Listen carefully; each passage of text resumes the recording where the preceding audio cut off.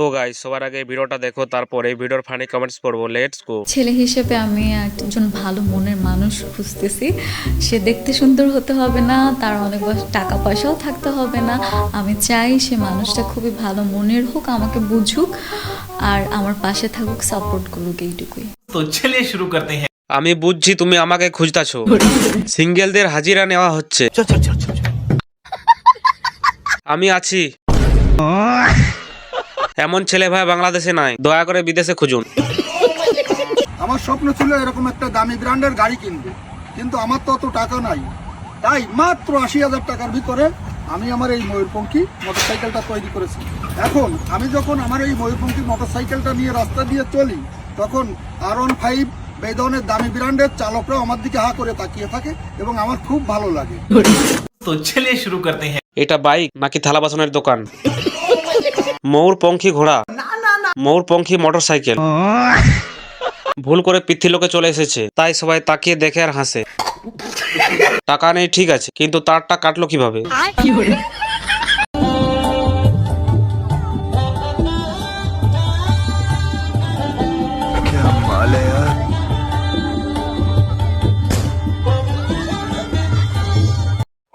तो चलिए शुरू करते हैं। বিয়ে করতে গেলে বউ ছাড়া শালিদের বেশি ভালো লাগে। কেমন যেন নিজের বউ দেখে ফেললাম মনে হচ্ছে। ১০০ টাকার মিষ্টি দিয়ে ১০,০০০ কামানোর বিজনেস। বিয়ে বাড়ি শালিদের কারখানা। এই কেউ নজর দিবি না, শালিকাসো আমার। কি হলো, কথা কও না কেন? রাগ করছো কেন? জানি না।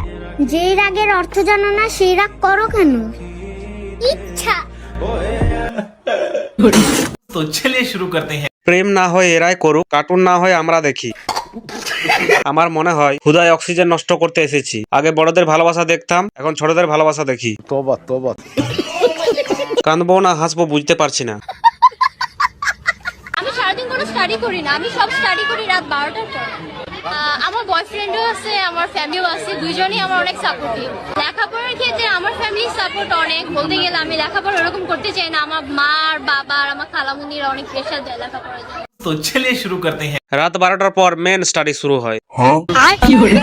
আজ একটা বয়ফ্রেন্ড নেই বলে এক্সামে বারবার ডাবা মারি। সারাদিন রিলস বানাই A+।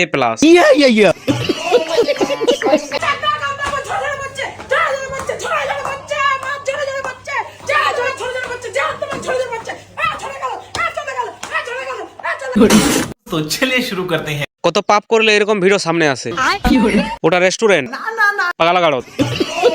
এরকম পাগলামি করলে কাস্টমার ভয় আসবে না।